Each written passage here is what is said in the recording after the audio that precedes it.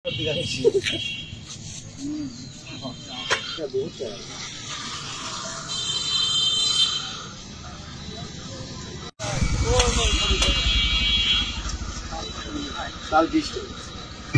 এখনকার কি অবস্থা? আগের তুলনা মনে করেন যে এইসব তাল তো তখন মনে করেন যে খুবই কম দামে কিনছি, কিন্তু এই একটা তাল তো 2 টাকা 3 টাকা 4 টাকা বেচছি।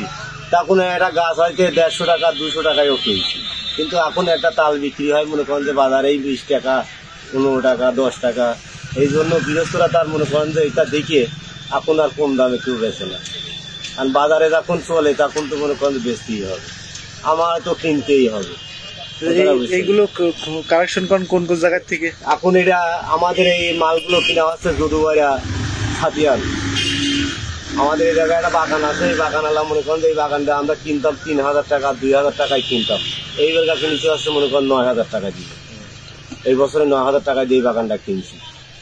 এখন বিক্রি কেমন হচ্ছে? এখন বিক্রি মনে করেন যে আজকে মনে করেন যে পয়লা কোপ শুরু করলাম। এখন আল্লাহ পাক যতটুক রেজেকে রাখছে অতটুক হবেই, কথা বুঝছেন? বেচা কিনার ভিতরে সব কিছু।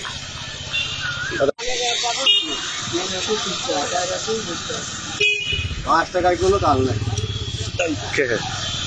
তাল খায় পেট ঠান্ডা হয়ে যাবে না, বেরো বেরো খাওয়ার জিনিস আছে। গরমে তাল হলো দুনিয়ার শরীরে ফ্রেশ হয়ে যায়, এই ফ্রেশ হওয়ার জন্য এটা গ্যাস বাড়ে না, শরীরে কোনো সমস্যা হয় না। এই গরমের জন্য ভালো লাগে তাল, তাল তালের রস আবার লেবুর রস সবচেয়ে ভালো লাগে। ভাত খাওয়া লাগে না পরে এই গরমে। হাঁটাহাঁটি করে লাভ কি? এই হাঁটাহাঁটির জন্য পানি লাগে বেশি, তালের রস লাগে বেশি, তাল খাওয়া লাগে বেশি।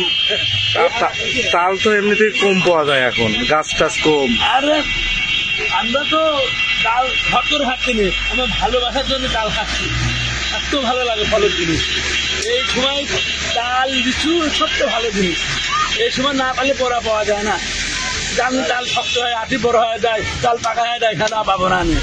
এখন খাওয়া মজা কিন খেয়া যাবে, তত পাবো তত খাবো।